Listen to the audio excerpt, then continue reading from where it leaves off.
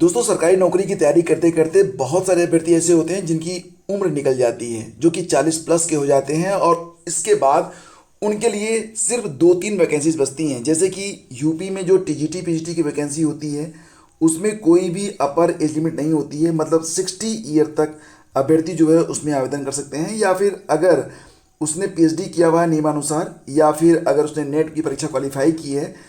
अब देखो, नेट में भी तो कोई अपर एज लिमिट होती नहीं है, जीआरएफ में होती है, तब भी 60 साल की उम्र तक, यानी कि कोई भी अपर एज लिमिट नहीं होती है, तो वो इस उम्मीद में रहते हैं, उनके मन में ये भाव रहता है कि कभी न कभी उनकी भी किस्मत खुलेगी और कभी न कभी उनको भी गवर्नमेंट टीचर बनने का एक आशीर्वाद मिलेगा।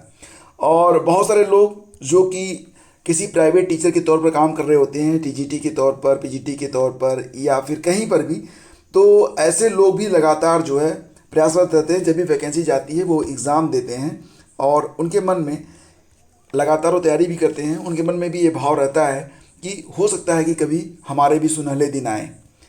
फिलहाल आज सुबह से सोशल मीडिया में एक न्यूज़ सर्कुलेट हो रही है और ये जो आप देख रहे हैं प्रारूप नियमावली, ये भी सर्कुलेट हो रही है।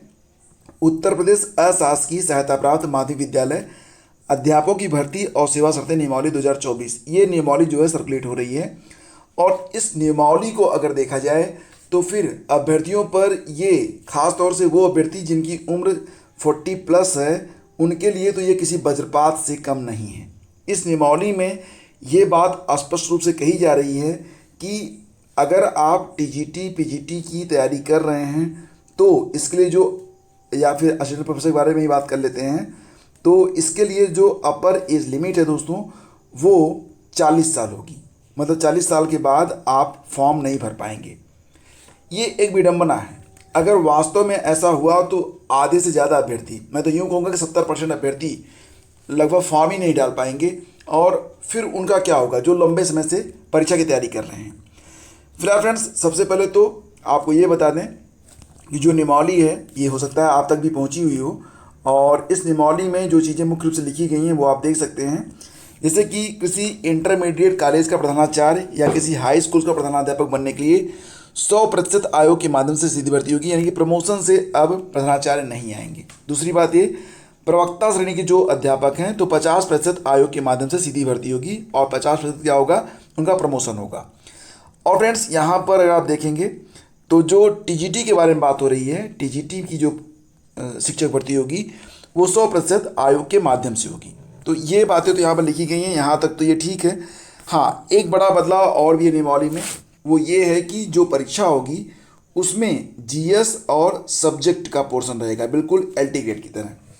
चलो, ये भी सही है। और एक बात और भी आपको बता दें कि जैसे कि टीजीटी में इंटरव्यू नहीं होता है, तो पीजीटी में भी इंटरव्यू को हटाने की बात चल रही है, जो ये नियमावली वर्तमान में सर्कुलेट हो रही है उसके मुताबिक।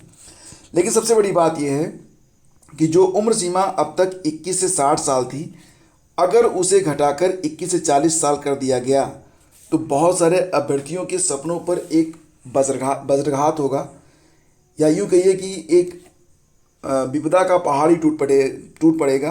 किसी के सपने को छीन लेना ये बिल्कुल न्याय संगत नहीं है, और निश्चित रूप से बहुत सारे अभ्यर्थी हैं जो कि वाकई बहुत ही निराश हो जाएंगे। तो सबसे पहले तो ये है कि ये जो नियमावली है 21 से 40 साल जिसमें उम्र सीमा करने की बात की जा रही है, आप यहाँ पर देख सकते हैं कि आयु के बारे में लिखा गया है कि सीधी भर्ती के लिए अभ्यर्थी की आयु जिस कैलेंडर वर्ष में सीधी भर्ती के लिए रिक्तियाँ आयोग द्वारा विज्ञापित की जाएँ उस कैलेंडर वर्ष की 1 जुलाई को 21 साल और मैक्सिमम 40 साल होनी चाहिए। और अगर इंटरमीडिएट कॉलेज का प्रधानाचार्य या किसी हाई स्कूल के प्रधानाध्यापक के लिए ये वैकेंसी होगी, तो देखो ध्यान से समझो, टीजीटी पीजीटी के लिए जो बात की जा रही है, टीजीटी पीजीटी में इसमें 21 से 40 की बात की जा रही है, और प्रिंसिपल के लिए बात की जा रही है कि उम्र जो है वो 30 से 40 साल के बीच में होनी चाहिए। नियमानुसार जो अभ्यर्थी रिजर्व कैटेगरी से आएंगे उनको आयु सीमा में छूट दी जाएगी। लेकिन दोस्तों, यहाँ पर ये नौबत ना ही आए तो बेहतर है। अभी ना ही आए वाली बात मैं इसलिए कह रहा हूँ क्योंकि ये जो नियमावली सर्कुलेट हो रही है दोस्तों, ये प्रारूप नियमावली है, यानी कि ये एक ड्राफ्ट है। जब तक इसको शासन के द्वारा, राज्यपाल के द्वारा इसे, मतलब राज्यपाल की मुहर जब तक इस पर नहीं लगती है तब तक ये नियम नहीं बनेगा। वर्तमान में ये चीज़ें जो हैं वो प्रारूप के रूप में, ड्राफ्ट के रूप में हैं। और अगर ऐसा होता है तो निश्चित रूप से बहुत सारे अभ्यर्थी इसका विरोध भी करेंगे, ये तो आप जानते ही हैं।